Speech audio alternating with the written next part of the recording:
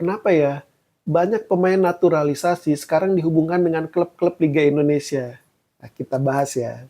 Alasan pertama dan mungkin ini alasan paling utama ya jelas finansial, nilai kontrak yang besar. Kamu tahu nggak? Uang yang beredar di Liga Indonesia itu besar-besar loh. Pemain-pemain yang tampil di Liga Indonesia, di kasta tertinggi Liga Indonesia itu dapat bayaran yang besar-besar loh. Wow, yang wow banget pokoknya. Makanya nggak banyak pemain Indonesia yang mau abroad ke luar negeri. Nggak banyak pemain Indonesia yang mau main di liga luar. Kenapa? Karena bayaran di dalam negerinya udah gede. Mereka nggak mau nih ninggalin zona nyaman untuk bersaing lagi buat bayaran yang nggak seberapa. Alasan kedua yang mungkin menjadi pertimbangan utama para pemain diaspora ini gabung ke klub-klub Liga Indonesia adalah menit bermain.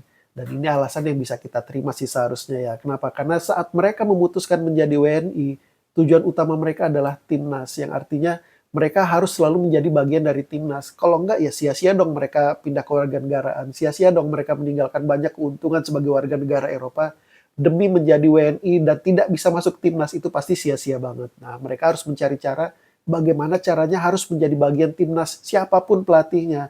Dan itu hanya bisa dilakukan kalau mereka memiliki menit bermain yang cukup agar sentuhan mereka nggak hilang.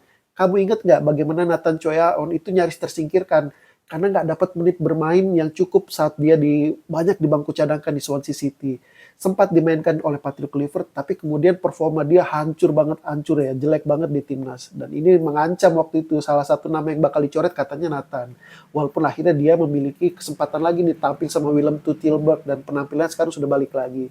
Dan ada alasan kenapa para pelatih ini memilih pemain dengan menit bermain yang cukup, yang artinya sentuhan para pemain ini tetap terjaga, kebugarannya terjaga. Nah, alasan lainnya adalah waktu untuk timnas ini kan nggak banyak ya. Kita nggak seperti dulu nih TC-TC jangka panjang untuk timnas senior kan nggak seperti itu. Dengan banyaknya pemain di Liga Eropa, kita ini cuma memakai TC-TC singkat yang ngumpul beberapa hari kemudian main, ngumpul beberapa hari main. Dan ini butuh intelijensi dari para pemain. Butuh pemahaman pemain untuk menerjemahkan taktik pelatih. Nah, dibutuhkan pemain yang selalu siap secara fisik, secara mental, dan secara strategi. Dan ini hanya bisa didapat dengan pemain yang memiliki menit bermain cukup.